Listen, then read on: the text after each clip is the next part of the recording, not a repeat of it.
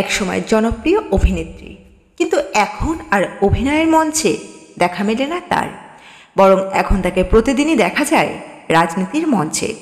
অভিনেত্রী থেকে তিনি এখন একজন সক্রিয় রাজনীতিবিদ। এই অভিনেত্রীর সম্পর্কে বলা হয় তিনি নাকি শ্রীরামকৃষ্ণদেবের বংশধর। তার বাবা নাকি দক্ষিণেশ্বর মন্দিরের পুরোহিত ছিলেন। বন্ধুরা, আজকের এই পর্বে সবিস্তারে থাকছে অভিনেত্রী লকেট চ্যাটার্জির জীবন কাহিনী। তো বন্ধুরা, অবশ্যই ভিডিওটি শেষ পর্যন্ত দেখবেন। চ্যানেলে নতুন থাকলে চ্যানেলটিকে সাবস্ক্রাইব করে পাশে রাখা নোটিফিকেশন আইকনটি অল করে রাখবেন। তো চলুন মূল পর্ব শুরু করা যাক। 1974 সালের 4 ডিসেম্বর দক্ষিণেশ্বরে জন্মগ্রহণ করেন লকেট চ্যাটার্জি। যোগমায়া দেবী কলেজ থেকে স্নাতক হন এই অভিনেত্রী। লকেট চ্যাটার্জি নাচের প্রশিক্ষণ নিয়েছিলেন শ্রীমতী মমতা শঙ্করের কাছ থেকে। কৈশোর থেকেই নানা স্থানে নৃত্য পরিবেশন করা শুরু করেন তিনি। এরপর বাংলা চলচ্চিত্র শিল্পে পদার্পণ করেন। কখনো নায়িকা, আবার কখনো চরিত্রাভিনেত্রী হিসাবে নানা বাংলা ছবিতে আমরা পেয়েছি লকেট চ্যাটার্জিকে। লকেট চ্যাটার্জির শেষ দিকের উল্লেখযোগ্য ছায়াছবিগুলির মধ্যে অন্যতম হল অপর্ণা সেন পরিচালিত মৃণালিনী। এছাড়া 6 ছুটি ছায়াছবিতে তিনি একজন সমকামী নারী চরিত্রে অভিনয় করেন। লকেট চট্টোপাধ্যায়ের জন্ম শ্রীরামকৃষ্ণের পরিবারে। শৈশব কেটেছে কলকাতার নিকটবর্তী দক্ষিণেশ্বরে। পিতা প্রয়াত অনিল চট্টোপাধ্যায় দক্ষিণেশ্বরের পুরোহিত ছিলেন।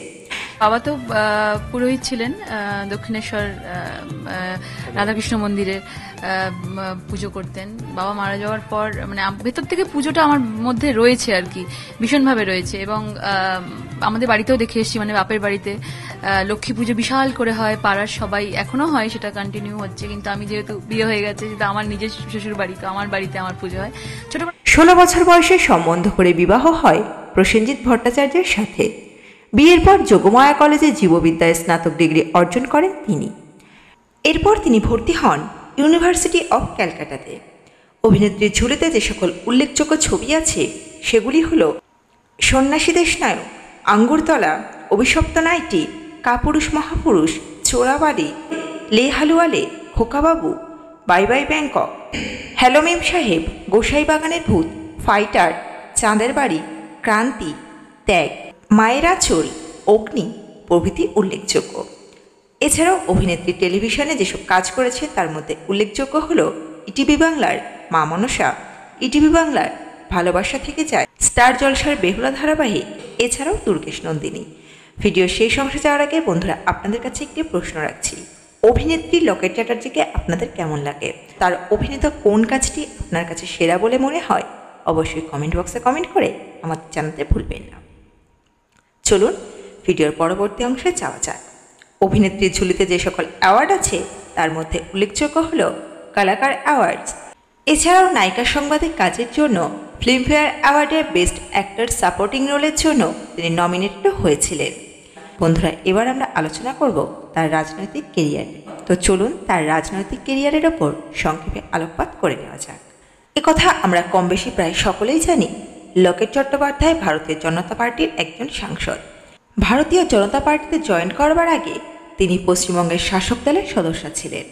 2019 সালের লোকসভা নির্বাচনে লকেট চট্টোপাধ্যায় হুগলি লোকসভা কেন্দ্র থেকে 73,365 ভোটের ব্যবধানে জয়ী হন। পশ্চিমবঙ্গ রাজ্য বিজেপির মহিলা মোর্চার প্রধান মুখ এবং দায়িত্বপ্রাপ্ত সভাপতি তিনি।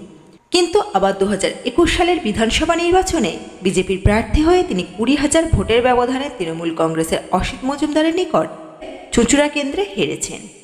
এ তো গেল অভিনেত্রীর কর্মজীবন, শিক্ষাজীবন, পারিবারিক জীবন এবং অভিনেত্রীর রাজনৈতিক কেরিয়ারের কাহিনী।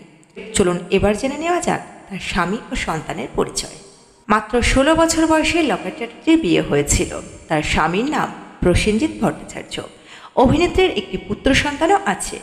অভিনেত্রীর একমাত্র পুত্র সন্তানের নাম প্রেম ভট্টাচার্য। অভিনেত্রীর ছেলে পড়াশোনাতে খুবই ভালো। আপাতত পড়াশোনা নিয়েই ব্যস্ত অভিনেত্রীর ছেলে। তো বন্ধুরা, এই পর্বে ছিল এতটুকুই। খুব দ্রুত ফিরে আসবো নতুন কোনো পর্ব নিয়ে। অজানা গল্প চ্যানেলের সঙ্গে থাকার জন্য সকল দর্শক বন্ধুকে অসংখ্য ধন্যবাদ।